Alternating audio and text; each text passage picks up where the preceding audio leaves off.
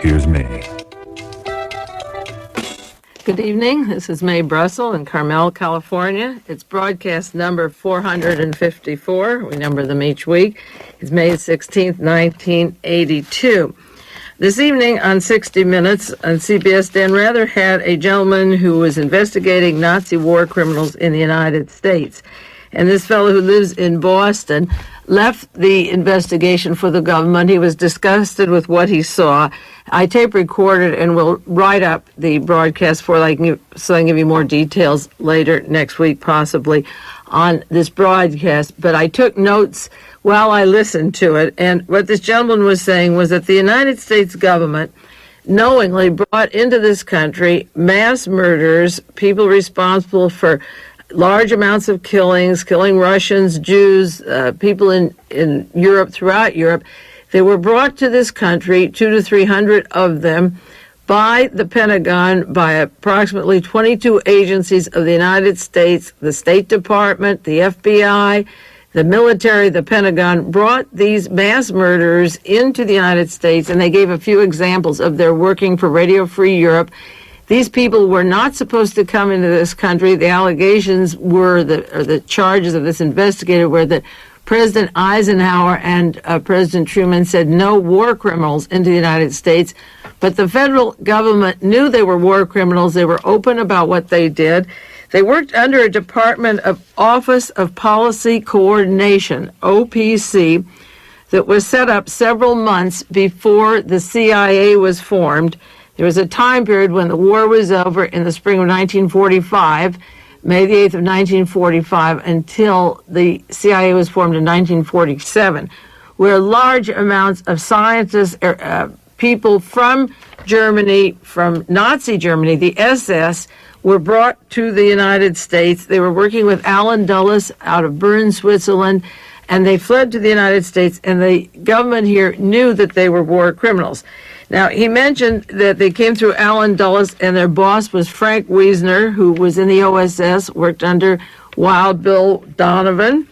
And there were three people that he mentioned that were responsible for this operation. One was C.D. Jackson from Time Life. The other was Nelson Rockefeller. And the third was Vice President Nixon. Now, the first role where I became aware of the Nazis using this country or taking over this country and affecting domestic policy, not only what happened inside the Soviet Union, and they went on to things like Radio Free Europe, propaganda in the Soviet Union or dropping people behind the iron lines in the Soviet Union that had been formerly in Minsk and so forth. The first recognition that I had that Nazis had literally taken over this country were those that appeared in the 26 volumes of the Warren Commission hearings and were carefully covered up by Alan Dulles, who was appointed to the Warren Commission to be in charge of the conspiratorial aspects, if there were any, to the murder of the President of the United States. Now, Time and Life had those pictures of Lee Harvey Oswald with the rifle, the superimposed head, the lies about the assassin, the patsy on the cover. Nelson Rockefeller wrote the IDs for George de Mohrenschildt when he was traveling around Mexico and around the time of the Bay of Pigs down in Central America, and was in the Dallas-Fort Worth area with a whole group of Hitler's Reinhard Gehlen agents in the Dallas-Fort Worth area and in New Orleans that worked with Lee and Marina Oswald. George de Mohrenschildt carried an ID from Nelson Rockefeller for checks if he wanted them or money when he was traveling. And de Mohrenschildt was familiar with Nelson Rockefeller, and it was Chase Manhattan, the bank that John J. McCloy was one of the directors of. He was also the director of the Schroeder Bank, Adolf Hitler's bank, simultaneously. And John J. McCloy from Nelson Rockefeller's Chase Manhattan was on the commission, not only the Warren Commission, and covered up the role of Lee Harvey Oswald. His assignment was the Soviet group, and Lee Harvey Oswald was in Navy intelligence in the Soviet Union, and John J. McCloy from Chase Manhattan working for Nelson Rockefeller. He's still the elderly senior attorney. He's still existing in New York, an old man now, but he did a lot of damage. He released the Nazis that were at Nuremberg from prison and let them all go after just a few years in prison. There were a few that were hung and the rest were released. and Hallmark, the head of the Reichsbank and so forth, were released. Now, in 1972, when I published Why Was Martha Mitchell Kidnapped, it went into the links of Richard Nixon bringing the Nazis into this country in Long Island, and that's how his career began. And for all purposes, I've never seen any article published in the United States or anywhere else in the world that linked Richard Nixon to the importation of Nazi war criminals into the United States. If you can find it, mail it to me and show it to me, and if not, I'll send you a copy of, I can't copy the whole Realist article, it's a long one, but the pages on how Richard Nixon came to power, and it had to do with his role in Long Island and in the Navy, and then running against Jerry Voorhees in Congress, who was exposing I.G. Farben and trying to break up the Nazi interest. So that the representatives from Time magazine, Nelson Rockefeller, and Vice President Nixon is completely consistent with the research that I've done for the past 16 years. Now, why are these people important? They're important because they have affected everything in our country. They didn't just help us find out what Russia was doing or to inform against Russia, maybe wanting to expand. They have affected our money and our banks. They have bankrupted our country, and a lot of the money, millions and billions, is out of the country in terms of gold and diamonds. They have bankrupted us. They have polluted our rivers, our waters. They've been behind the mind control programs. Wherever I do research, whether it's the John Kennedy assassination or Martin Luther King or Robert Kennedy murder, there were Nazis. When they investigated Jonestown, there were Nazi connections. When you go into Watergate and Richard Nixon, it was filled with Nazis. When you study the medical experimentation, the Nazis were behind it. The mind control programs, the same thing. The banking, the taking over the energy, raising our prices and putting us on an energy shortage and no alternative energies or solar energy. There were always Nazis behind it. The appointment of Ronald Reagan as governor and his role with the Hoover Institute and the Tsarists, Nazis again. Richard Nixon, of course, there were Nazis. Everywhere I look, everywhere you turn, whether it's Edwin Wilson or Frank Turple arming Idi Amin, who adored Adolf Hitler, or Gaddafi, or the role of Otto Skorzeny working with the CIA, training the Middle East, arming the Middle East against Israel, there were Nazis. If there's food pollution, poison, housing problems, unemployment, murdering of laborers, it's the same thing. The courts in this country are ridiculous. They are delayed cases, those ridiculous trials about John Hinckley and the hearings on Sirhan are a farce. The shooting of the Pope, not the shooting, the attempted stabbing of him this week because he was too far left. A rightist, again, who doesn't like the comments on the Pope if he gets sympathetic to the poor, and they tried to kill him again this week. The religious cults, the control of the Vatican, the passports for the Nazis, the use of the Mormon church to hide them. Every stone that I ever unturned in the past 17 years goes back to these people. Now, that broadcast tonight was just about 200 to 300 that came in here knowing what they did. But they didn't just, as I say, advise us against Russia. They have taken over this country, and I'm working harder every day, as much time and energy as I can put into it, to prove this to you with the names and places and dates that they met. And I'm going into an article, important one, on the John Kennedy assassination and the role of Hitler's agent, one of the agents, and there were many, in a few minutes. Before I get into that, I just want to say that Peter Weiss passed away this week. There's so many current deaths happening, we don't know whether they're natural or murders anymore. This was a valuable man, a playwright. He lived in Stockholm, Sweden. He wrote the story of Marat Sade. That play is very famous. In 1965, he wrote The Investigation, based on the trial of Nazis who operated the Auschwitz concentration camp. He has a play in Sweden now called The Trial, based upon Kafka's play. He's written other plays on Trotsky and Exile, Vietnam Discourse, where he condemned American military intervention in Southeast Asia. Somebody from Kansas City called me this afternoon and asked me who are my heroes. There's some playwrights that I like very much. One of them is Peter Weiss. He was consistent through his whole life. He passed away. He dramatized a lot of Bertolt Brecht's things, and he was a very powerful playwright who took on from where Bertolt Brecht left off. Peter Weiss and the Investigation and his other plays are some of my favorites. I have them at the house.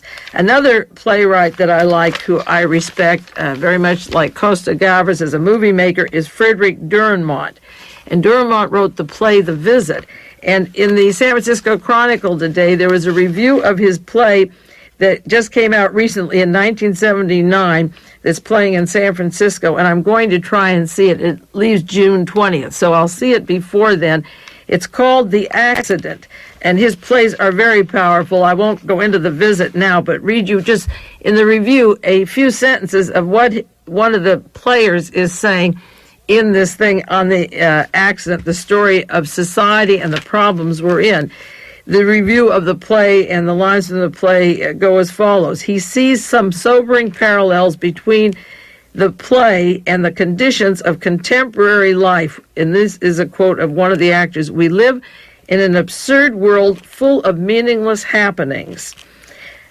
In this play, this is the main actor saying, ours is a world where responsibility is no longer accepted, yet where the most despicable acts are committed because they are supposedly necessary, either to keep the world from changing or to force the world to change. And in the midst of this monstrous mudslide, where everyone uses the prevailing injustices to excuse himself, a man who owns up to his guilt deserves to be rewarded and celebrated.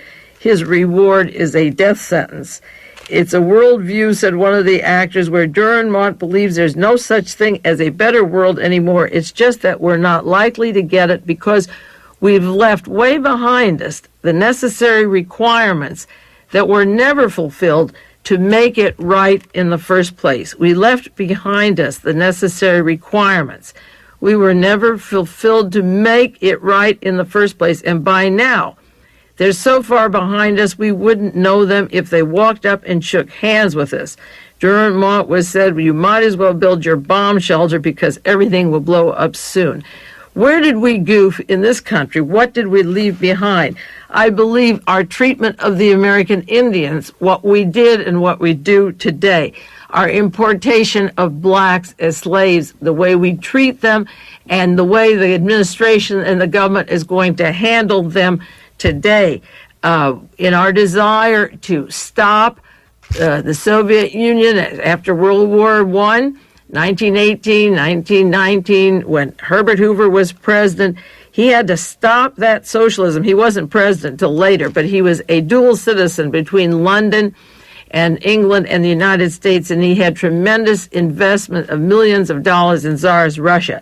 And he wanted his money back, along with the world leaders. He needed that God to justify what they would be doing to native populations around the world. Great Britain certainly took their territories and countries and brought opium to China and slavery to Southeast Asia and over the entire world. Wherever they touched, their colonies were literally imprisoned with native population while the British became rich. And the United States took up that stronghold of the empires after World War II. We tried to take off where they left off.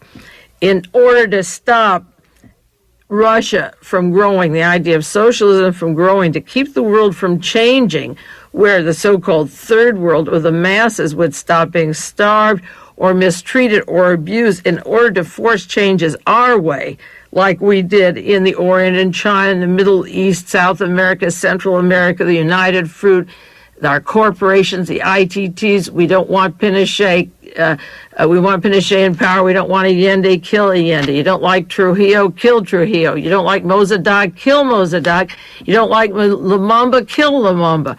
The United States has been doing that since World War II, and they got away with it. And the citizens have allowed it.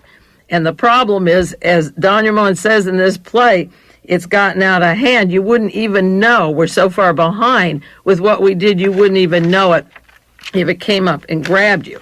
Well, the headlines of the paper just this week or today, one of them is, the United States could retaliate after Soviet first strike.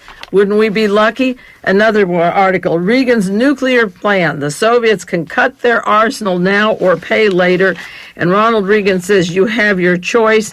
You either face the new arms race and cut it down, because otherwise you can't win, he tells them. How does Reagan know they can't win, and why do we allow this? War stories. There was the Noah's Ark expose this week in the Los Angeles Times, telling how the old people, the parents, the sick, the maimed, will not be allowed to survive. They've selected the people with trades and skills and characteristics that are for the future, and the military makes the decision for us. That's called Operation Noah's Ark, and they have lists of people who will be allowed to live and those who won't, and they'll get rid of a lot of the surplus, just as Hitler planned.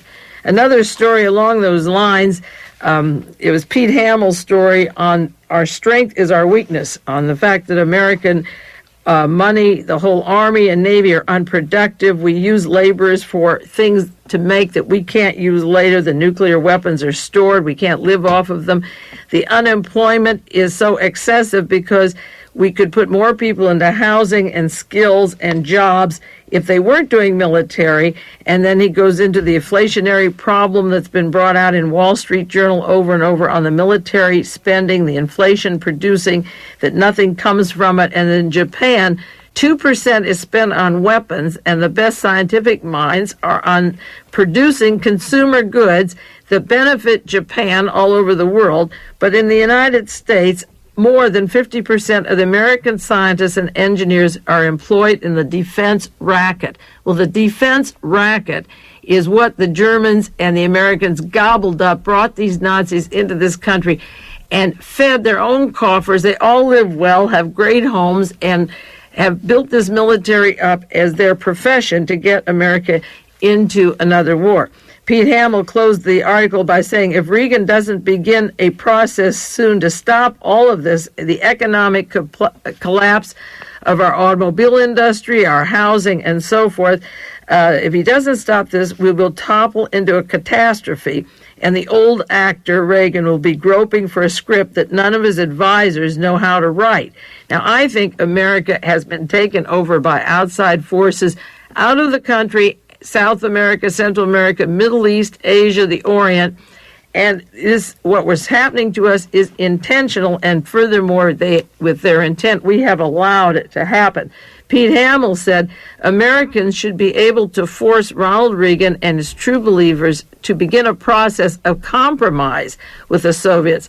Well, where are the Americans? The Americans are not Americans. There are Germans in the Defense Department, in the State Department, in the CIA, Navy intelligence, military intelligence, during the war, continuously now, where the Americans aren't even there anywhere, even from Helene von Damme, who's watching the White House for Ronald Reagan, and the teams that put her in, those were not American-born. Americans are not running this country, whether it's the chief historian of the Pentagon, Mr. Whitaker, he's from the OSS, he's from Germany.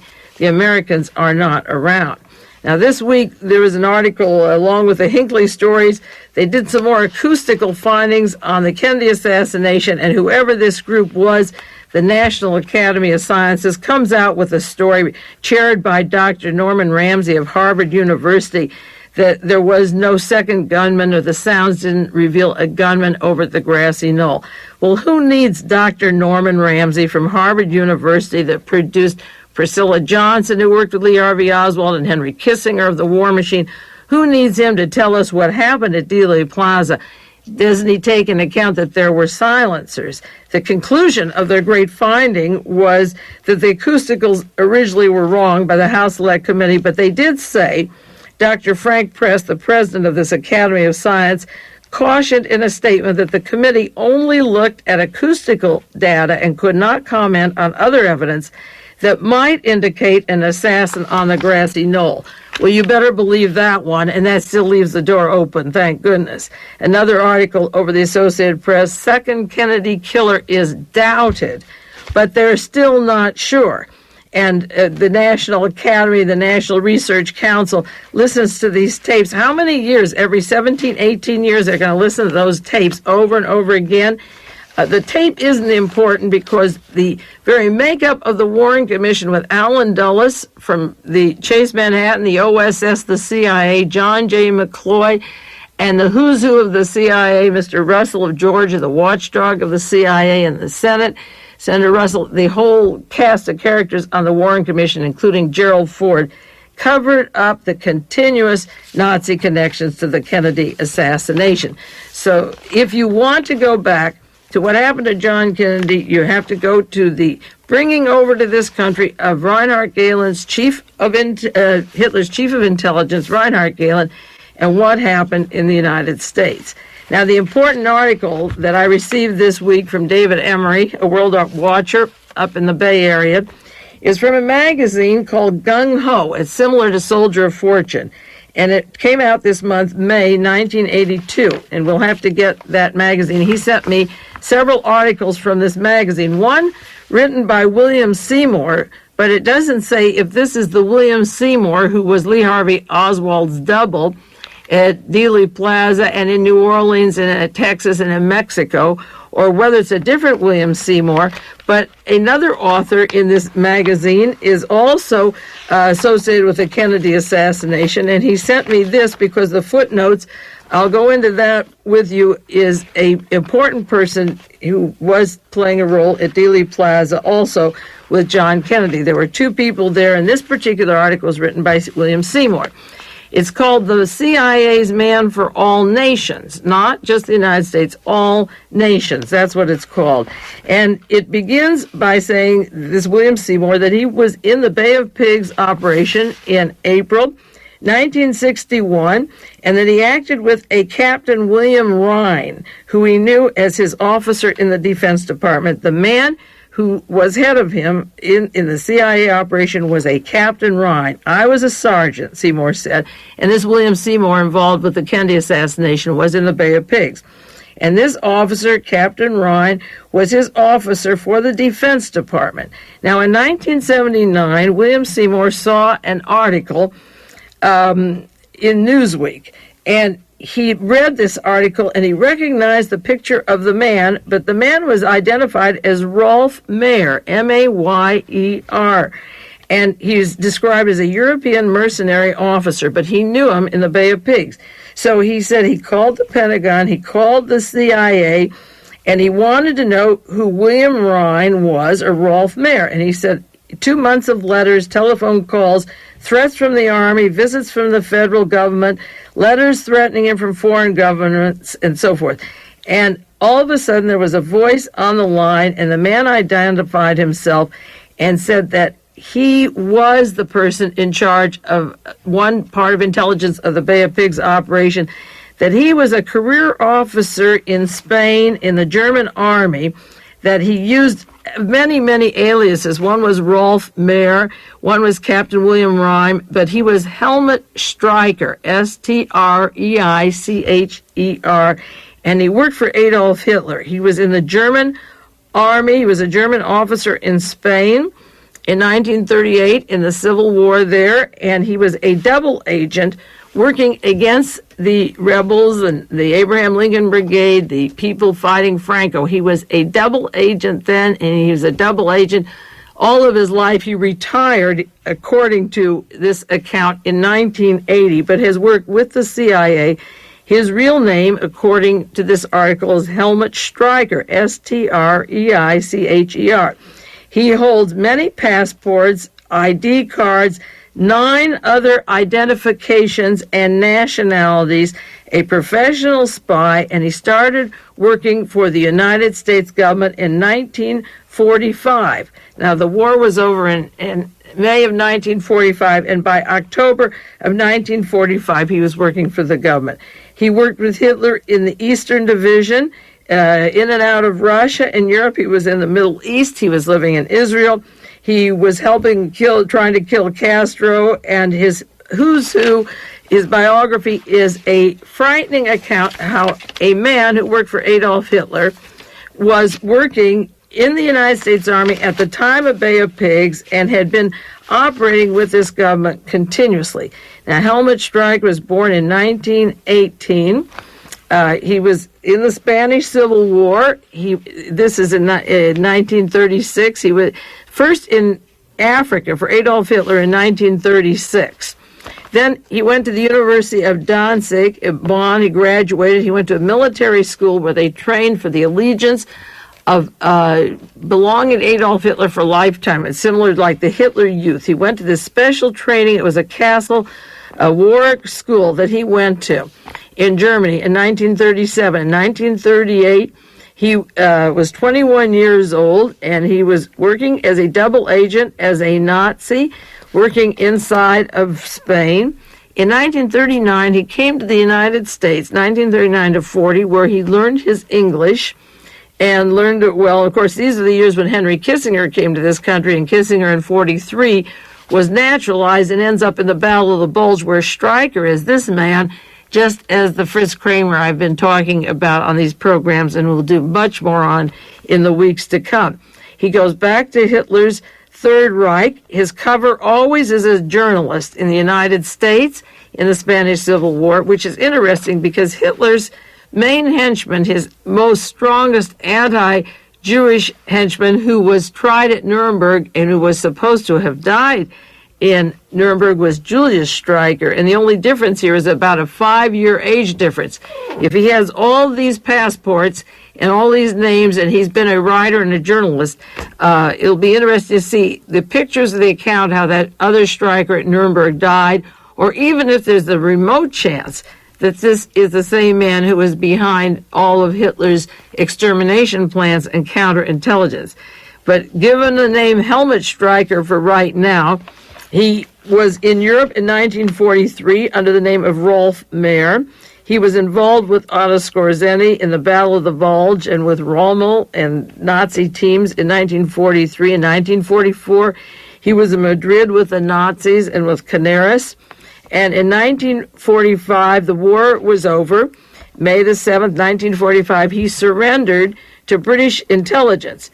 Now, he turned himself into the British intelligence at this time period and started working for the United States government in G2 Army intelligence. As soon as the war was over, I'm not talking about the 200 or 300 that were brought in that were on 60 Minutes to discuss those war criminals or mass murders. As soon as the war was over, he was in our Army intelligence and promoted. He had just been promoted before the end of the war, and by October, he was working with the OSS and the Central Intelligence Group. That was the precursor to the CIA. It took from the end of the war till 1947 to form the National Security Council and the CIA, so that this Stryker was working with Allen Dulles and the same people that I've been studying all these years through 46 and 47. In 1948, the CIA is formed, and he begins then his long work for the CIA, but he was hired from the time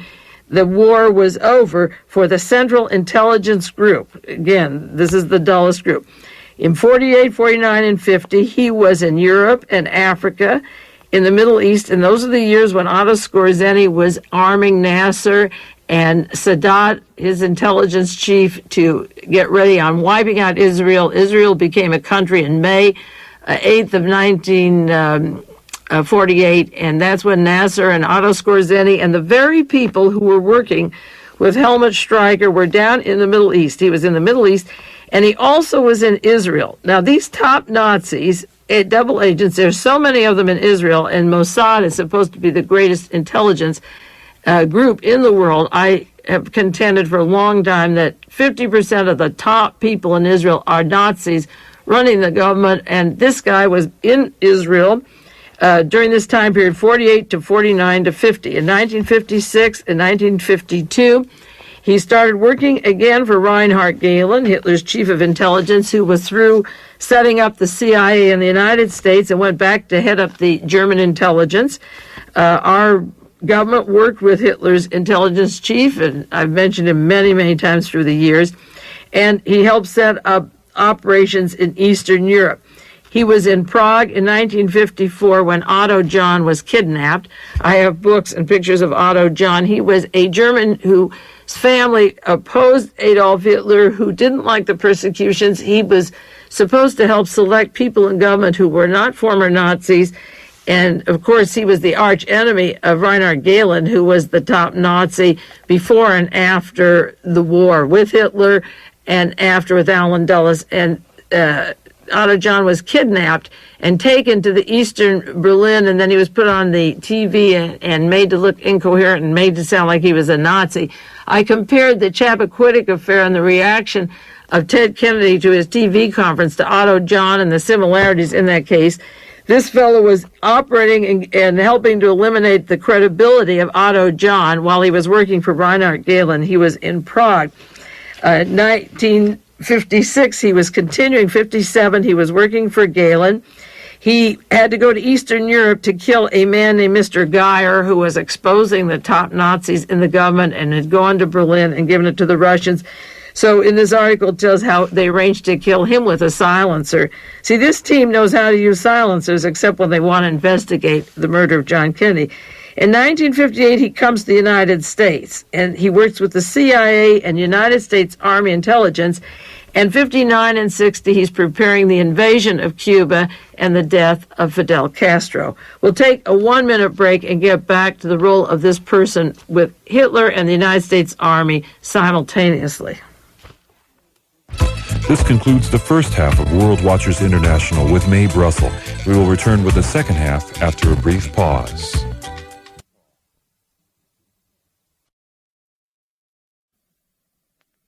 Okay, now we're going back to Helmut Stryker. I'm using these dates from an article. It's a magazine called Gung Ho, May 1982, written by a man who worked for the Central Intelligence Agency from the day, almost the day that the war was over, worked for Adolf Hitler until the war was over, came to the United States. Now we've got him in the United States. He was over in the Middle East. He was in Germany with Gehlen. He was in Prague when Otto John was kidnapped. One of my favorite cases. He was in Europe to help wipe out Mr. Geyer, who recognized him and other agents. So he had to leave Germany and Reinhard Gehlen, and even though he worked with him from 51 to 57 because he was recognized on the microfilm. So he comes to the United States in 58 and 59 and 60, and he's assigned to the Bay of Pigs operation, where he has the name of Captain William Rhine, head of the U.S. intelligence. He speaks excellent English. He's been to the United States and has mastered his English. And they removed him from the CIA in 1961, according to this article, because after the Bay of Pigs operation, the Congress may call in the people who were involved. So they couldn't have a Mr. Helmut Stryker or a Captain William Rhine or Rolf Mayer from Nazi Germany fighting along helping Franco and all the other 9 aliases and so forth. God forbid Congress might call him in, but I don't think that's smart. They're that smart. So they removed him from the files with all his Nazi background, as they have removed hundreds involved in these murders that have really set up the assassinations in this country. So then they sent him off to Africa. They were very lucky. So 1962-63, he's assigned in 1964 to Algeria using the name Karl Rolf, which was a name he had used. He was working for Hitler in Africa in 1936. So he goes in under the cloak of a tradesman that he's selling scrap metal, okay? And he's working, sabotaging trains and blowing up various installations over in Algeria. That's his assignment.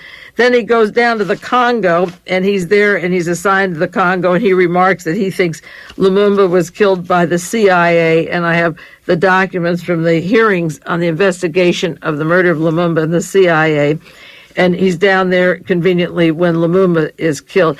He is in Germany when Otto John was kidnapped and discredited. He's over there killing agents who recognized him. He's involved with the Bay of Pigs operation, the people who killed John Kennedy. And there's even quotations in this article about the murder of John Kennedy. He's very flippant about it. And the fellow who wrote this, William Seymour, who was with him in the Bay of Pigs, may have a tongue-in-cheek attitude about the murder of Kennedy because they're very open about discussing it in the article.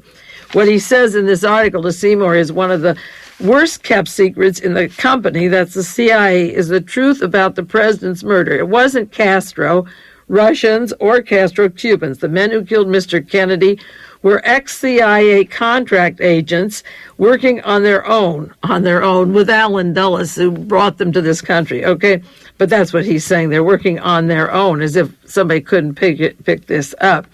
And he said they were anti-Castro Cuban exiles, and the whole thing was set up by mob money and some very big money interests. You'd have to go back to his father's background, old Joe Kennedy, to get into that. John Kennedy's murder, according to Mr. Stryker, was a two-part conspiracy. One was the action end of it with the killers, but the deeper part is the acceptance and protection of the murderers and the murderous operation by the intelligence apparatus that controls the way the world operates.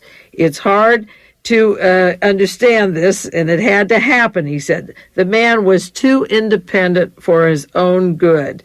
And this is a man who was involved with those people who killed John Kennedy, who was in the Congo and Lumumba was killed, who tried to kill Castro, who was in on the Otto John discrediting, who's been all over the world with the assassination teams, who was in Spain with Franco, in Germany with Adolf Hitler, in South Africa with Hitler's agents, in the Middle East with Galen. He was with Otto Skorzeny and Henry Kissinger and that famous Fritz Kramer double agent in the Battle of the Bulge. Well, let me repeat what he said. One of the worst kept secrets in the company is the truth about the president's murder. It wasn't Castro-Cubans or Castro or the Russians or the Castro-Cubans. The men who killed Mr. Kennedy were ex-CIA. They became ex-CIA the day they did it. You know, like he leaves the Bay of Pigs operation, he's an ex-CIA the minute it fails, the operation fails. Okay, and he talks about it was financed by mob money. I don't believe that for a minute. George de Mohrenschildt, who was getting Oswald housing and jobs and a place in the printing plant in Texas that had security clearances and so forth. There was Nazi money behind this. It wasn't all mob money. The mob may have helped with the double hit, but it wasn't mob money. It was the Nazis that were part of the Galen operation that were Lee and Marina Oswald's friends in the Texas area. John Kennedy's murder was a two-part conspiracy. One was the action end with the killers. That's true. And the deeper part is the acceptance and protection of the murderous operation. Now, he says by the intelligence apparatus that controls the way the world operates. And that is true. The FBI, the CIA, the Defense Department, the Navy intelligence, all those branches of our government, there were 22, referred to 22 branches that grabbed the war criminals that came over here. That was on 60 Minutes tonight. Every branch of government grabbed them. But the problem is the acceptance of the murderous operation by us. We allow this thing to go on by not exposing every rock and turn every corner. Now, this article by William Seymour, he only brings up the point about his boss having these dual names, one in Newsweek and one in Bay of Pigs, and finally meeting with him and confirming what is going on. But the article doesn't say if William Seymour was the Oswald double. But in the same magazine, Gung Ho, there's a long article on Gulf oil, on Gaddafi, on the CIA, on assassinations, on Richard Helms, and how knowing where the bodies are buried. And there's a picture of Amelia Santana in the same issue. So Amelia Santana and William Seymour were two members of the Bay of Pigs operation who were involved in the Kennedy assassination. And in this one magazine, there is a whole lot of material on these people. Now, this fellow was assigned the Bay of Pigs. He was removed. He went over the Congo, went to Algeria, and was in Africa, Middle East, again as a disguise as a writer in 1968. So he was in Spain disguised as a writer. He was in the United States as a journalist. In 1968, he was in Africa and the Middle East as a writer. In 1968 or 69, he was still a writer and a journalist for Allied intelligence. He said, no one really retires. We're like the mafia. 1971 to 73, he's working in the headquarters of Langley, Virginia. Now, that is the height of the operation when William Colby comes home from Southeast Asia, when Watergate is coming down, the exposés, when the CIA Nugan Bank is filled to the coffer with money for assassination teams that are going to continue throughout the world. And in 1974, he's over in Africa and the Middle East, the time from 1974 to 1977, when George Bush is director of the CIA. That is this Nazi assassin director, George Bush, of our CIA. That's why I say that we should never have a CIA director as vice president, because we're surely going to get him as president. And this was the time when the Nazis and Scorsese and Gaddafi were arming Idi Amin, when Frank Churchill and Edwin Wilson and Theodore Shackley were arming Gaddafi, the PLO, and setting up Carlos the Jackal, the killing of Jews all over Europe, the killing of the Jews at the Munich game, the Olympic Games. This fellow was very active through these years over in the Middle East, and he said, in quotes, he retired in 1978 from the CIA to go to Africa for a special job. Maybe it was with Mubarak. Maybe it was to set him up. Remember Edwin Wilson and the Swiss offices setting up Mubarak and getting ready for the murder of Sadat? Or maybe he was over there getting Begin to give away Israel to back their area in the desert and their oil rights and so forth. We don't know what he did. He says a special job, but you can imagine. In 1979 and 1980, he worked for the United States government on a contract of special assignments. He wouldn't say what. And, of course, that was that treacherous time when Nelson Rockefeller died, when Frank Nugent died, when many, many deaths and stories were coming down. The Jonestown episode. He was working for the CIA, but he officially retired June the 15th, 1980. So he was a journalist in all these countries. He had many, many aliases. He worked for Franco. He worked for Adolf Hitler. He went from the battlefields in Germany directly to the United States government and intimates and hints his role with those people who killed John Kennedy.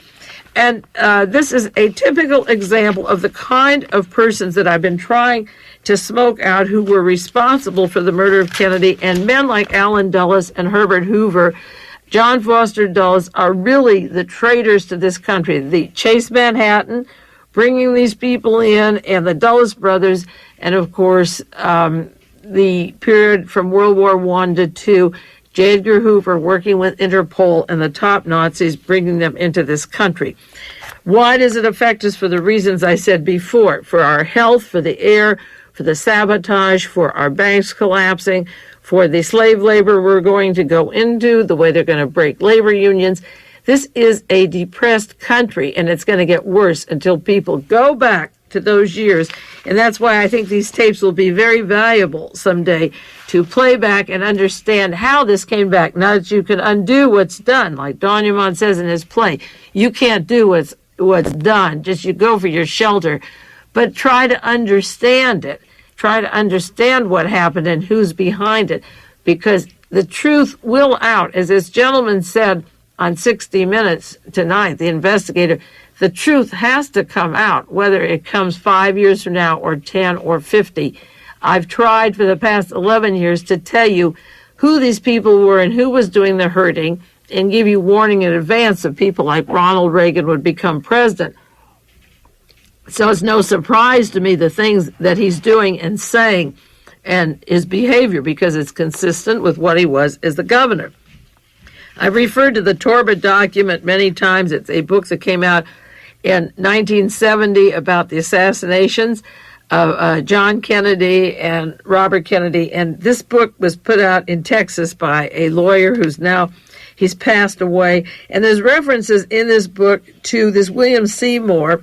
There's references about his being Oswald's double and going with the anti-Castro Cubans, but leading a false trail behind to make it look as if Lee Harvey Oswald were a communist or a pro-Castro supporter. And Seymour was weaving, according to the Torba document, a web of culpatory evidence, tying Oswald to the assassination at least 5 months before it occurred. And this Torba document says that he began June the 5th when President Kennedy met with Vice President and the governor of Texas as Lyndon Johnson and John Connally, and agreed that he would come to Texas in November of 1963. so that after June 5th, the trip was planned and they knew what to do. And William Seymour was involved in New Orleans, in Mexico, and Seymour said that he'd even been to Governor John Connolly's office. And he went around the Dallas-Fort Worth area, and with Mrs. Sylvia Odio, he was with her just before the assassination, with the violent anti-Castroites, but he was at the rifle range, the car agency, and so forth, using Lee Harvey Oswald's name to set up the patsy. Now, that was the Sylvia William Seymour that's been written up many times in many books on the Kennedy assassination. But as I say, it isn't clear if William Seymour is the same one who worked with Helmut Stryker in the Bay of Pigs, but I imagine it is because in the same magazine articles, I say there are pictures and credits for Emilio Santano, and he worked closely with Seymour. Now, this article said that Helmut Stryker was one of the top Axis agents for Hitler during World War II, that he ends up with Otto Skorzeny in 1945 and also in the Battle of the Bulge, that they're working later together.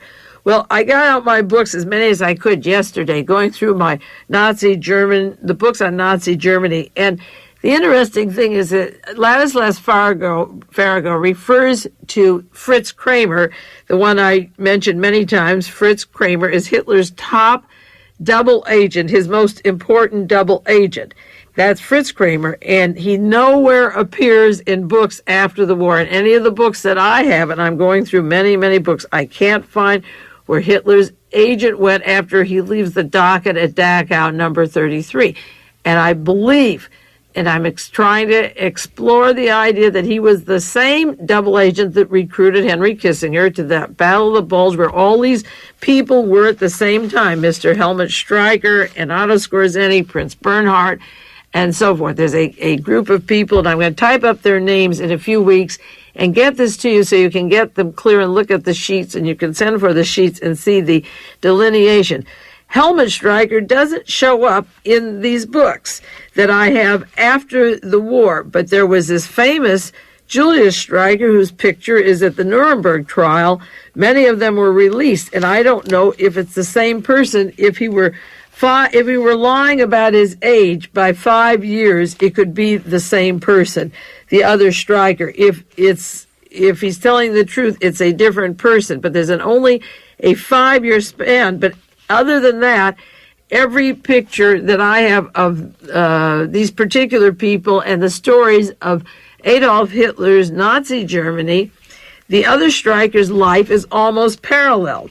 I have a book, a pictorial history of the SS that I mentioned last week, and Julius Stryker worked with a blood group, and there's a reference to him as bonded to the strong fatherland, that they had these tremendous bonds, as a picture of the Nazi reunions, and that he was part of this group. Well, this particular Helmut Stryker was at that castle and location where they were trained to take over after World War II was over, to continue the Fourth Reich. Another book, Kurt Reese, The Nazis Go Underground. There's a mention of Stryker, a reference here that in 1943, when they realized they weren't going to win the war against the Soviet Union, all the men working together had one idea in mind, and this is according to this book, The Nazi Goes Underground. That Martin Bormann met, and Mr. Himmler, and Mr. Heisemeyer, and Fritz Kaltenbrunner, and they had one idea in mind: the Nazi Party must go on no matter what happened. They expressed their idea as early as January 29th, 1943, in the Brown House in Munich. If we win the war, it is the party that wins. If we lose the war, it's only the army that loses, and we will go on.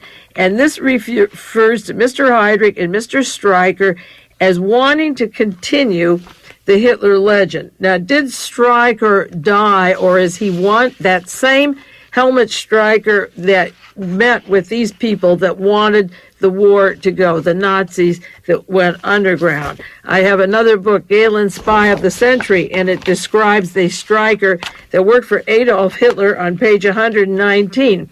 And it tells about working in the Eastern Division, how Hitler couldn't take Stalingrad in 1943, and how Julius Streicher, who worked for Hitler, the Jew baiter, the editor of a newspaper, working with Mr. Kaltenbrunner, were making plans for after the war.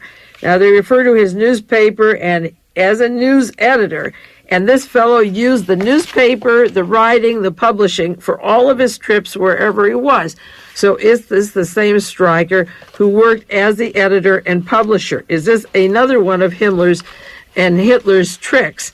I've mentioned way back that there were discrepancies on the death of Himmler, and there were articles and suggestions that Himmler also got to the United States as a journalist.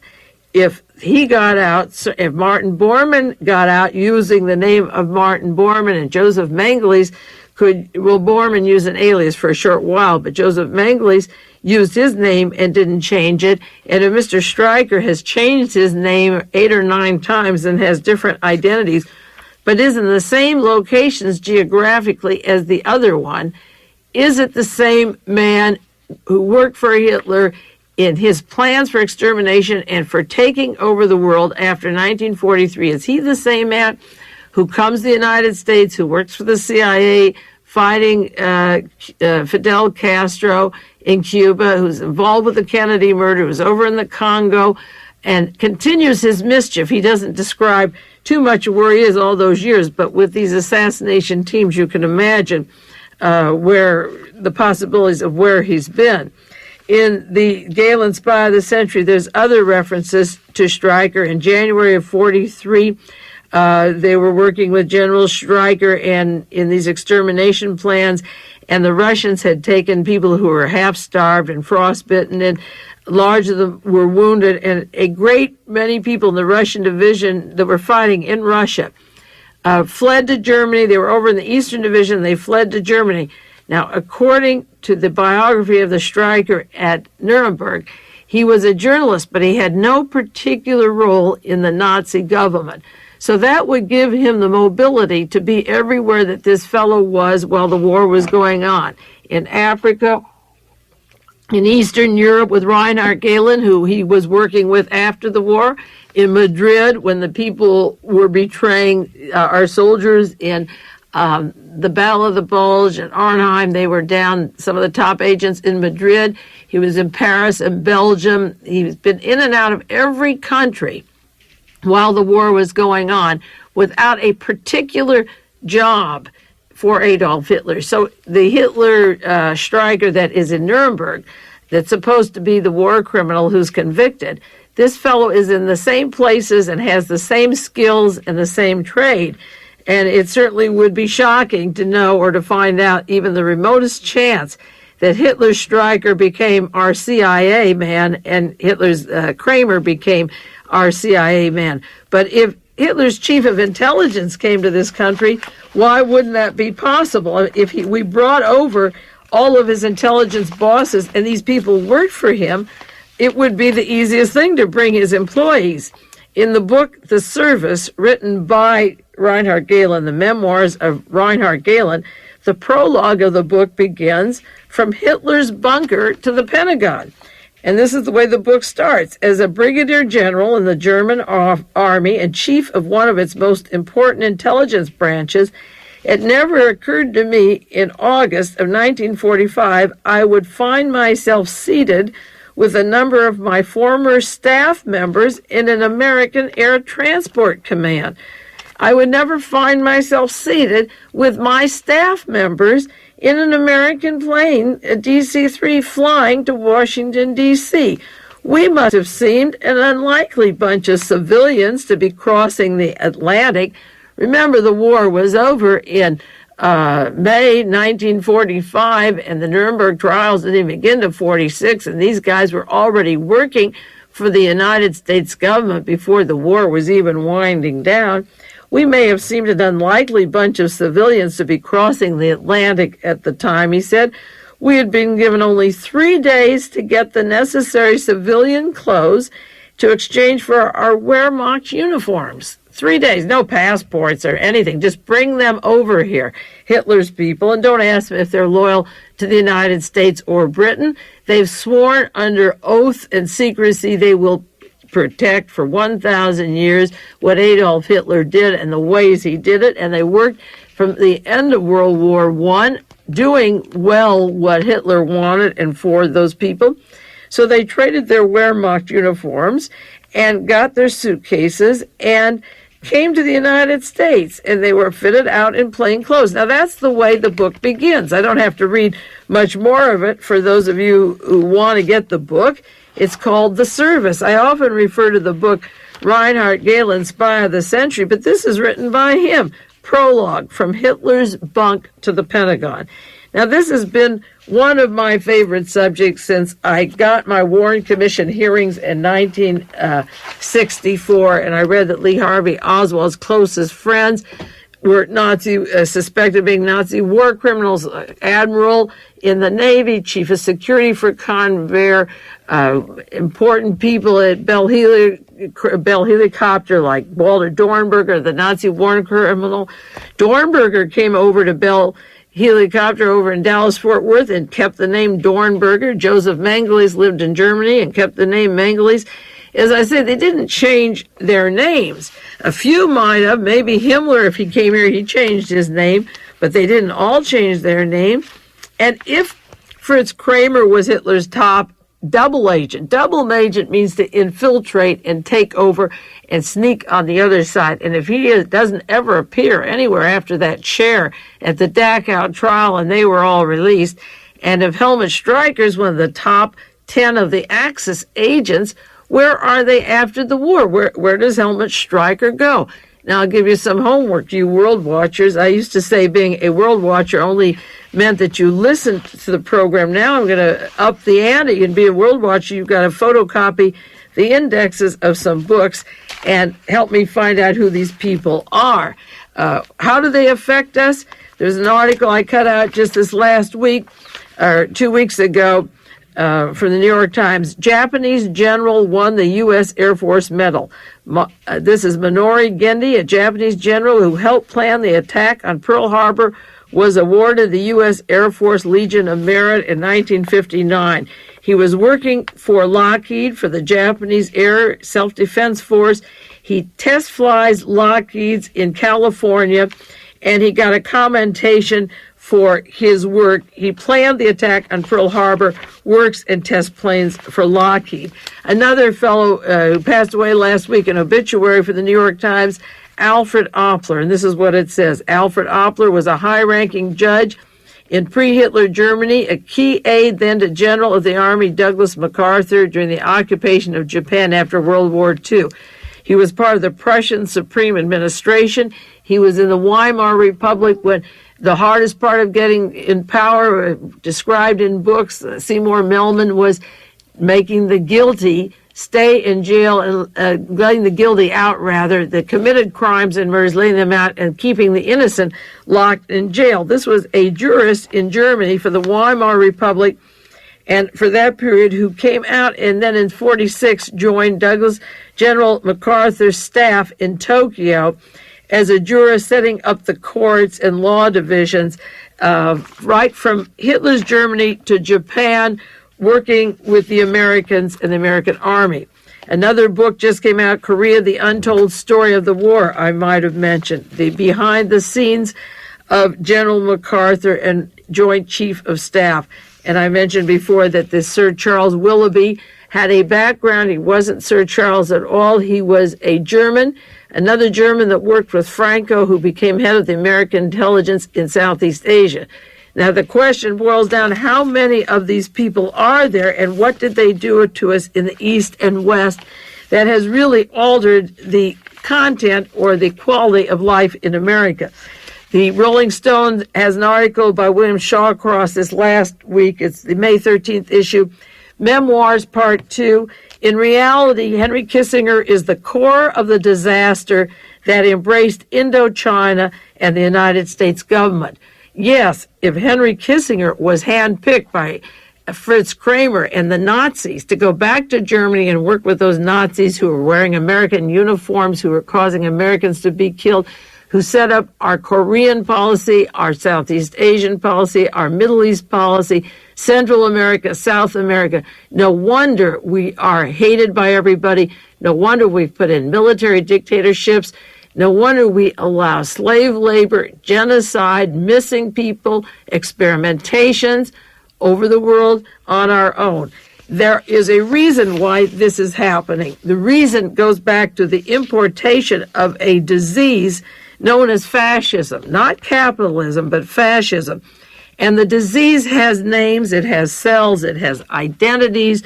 The listening to 60 Minutes tonight only confirmed how the FBI, how J. Edgar Hoover from Interpol, the State Department, the Defense Department embraced these people, protected these people, tried to scramble in the archives the identity of these people.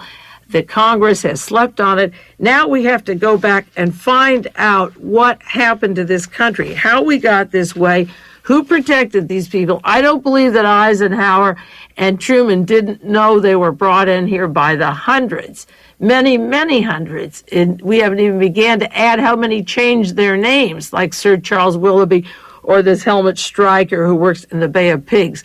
How many of them were there? Literally thousands. I bet there were at least 1,000 that were behind Hitler that came in and took over every branch of our government in the State Department, the Historical Division, the Pentagon, the Army, the FBI, and so forth.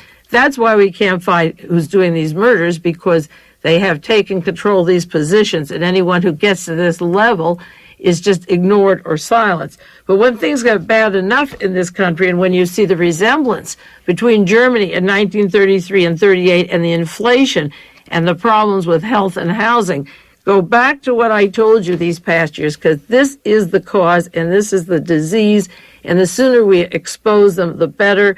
You may write to 60 Minutes and thank them and tell them we want more.